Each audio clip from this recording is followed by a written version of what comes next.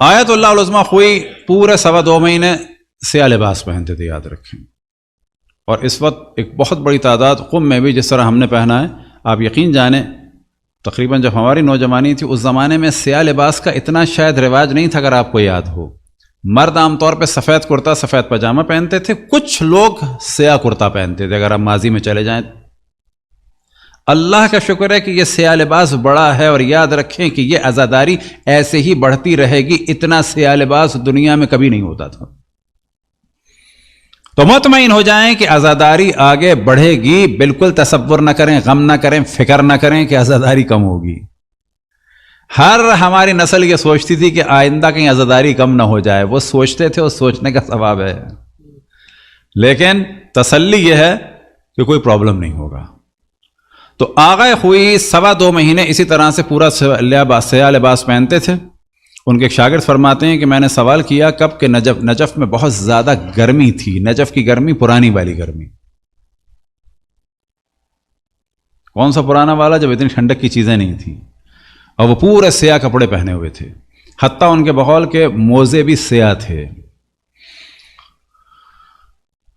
تو وہ کہتے ہیں کہ آقا اتنی گرمی ہے اور اب سیاہ کپڑے پہنے. کہنے لگے کہ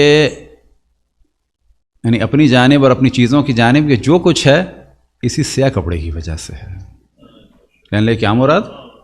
کہنے لگے مراد یہ ہے. اچھا اب یہ کچھ سے مراد علم نہیں، یعنی تقریباً اشارہ ہے یہ جو ہے نا، یہ جو سامنے بیٹھا ہے یہ سیاہ کپڑے کی وجہ سے ہے. اب یہ آپ کو پتہ چلے گا کہ یہ سیاہ کپڑے کی وجہ سے کیسے ہے. یعنی یہ پوری شخصیت، نہ فقط علم، یہ پورا وجود سیاہ کپڑے کی وجہ سے. فرماتے ہیں کہ میرے والد جو ہیں یہ ترک تھے. یہ لوگ آگے خوئی وغیرہ، تبریز وغیرہ کے پاس ایک جگہ ہے خوئی، وہاں کے تھے. فرماتے ہیں میرے والد، ان کے والد یاد رکھیں والد ان کے تھے بہت، ان کا بلند مقام، اللہ ان کے درجات کو بلند سے بلند فرمائے. وہ علمی اعتبار سے اتنے مشہور نہیں تھے جتنے یہ تھے. وہ فرماتے ہیں کہ میرے والد جو ہے وہ روضہ خوانی سے کیا مراد؟ مجلس وہ پڑھتے تھے.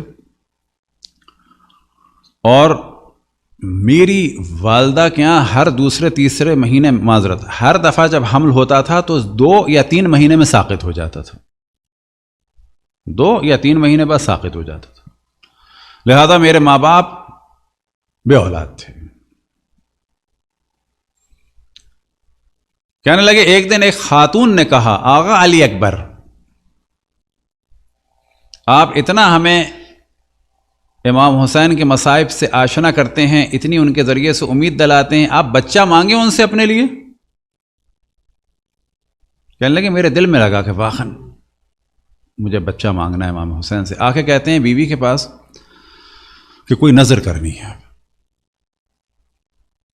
اور ان کے حالات انتہائی خراب. اب نظر کرنے سے ان کے ذہن میں کیا ہے؟ کوئی بڑا کام جس میں خرچہ بھی ہو.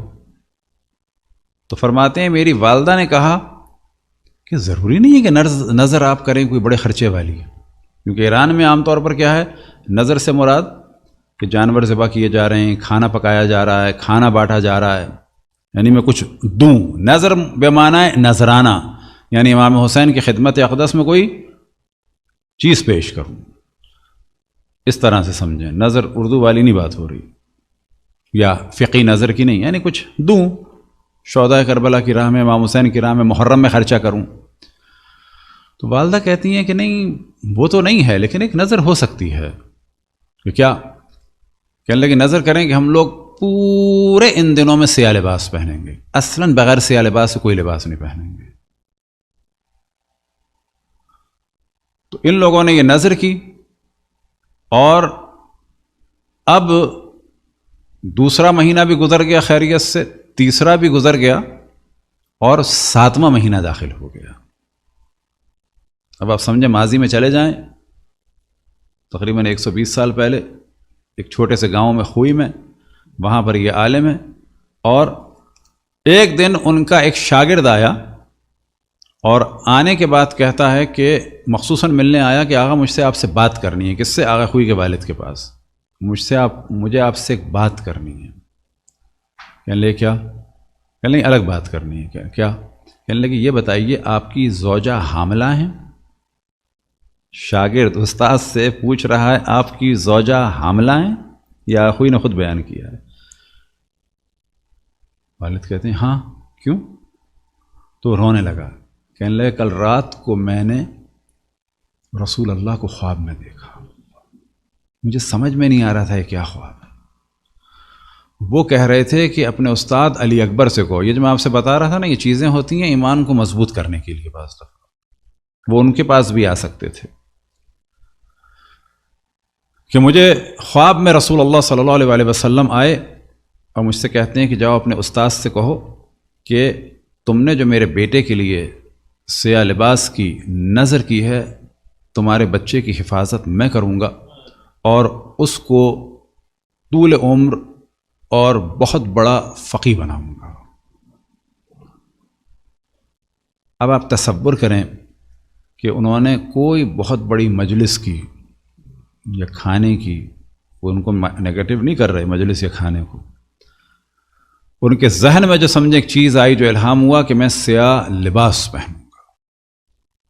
یہی وجہ تھی کہ آخوئی ہمیشہ جو ہے وہ ایام عزا میں سیاہ لباس پہنتے تھے، اور پھر انہوں نے کہا کہ یہ جو سب کچھ ہے، کون سا سب کچھ؟ یعنی یہ اور جو اس کے پاس جو کچھ ہے وہ اس سیاہ لباس کی وجہ سے۔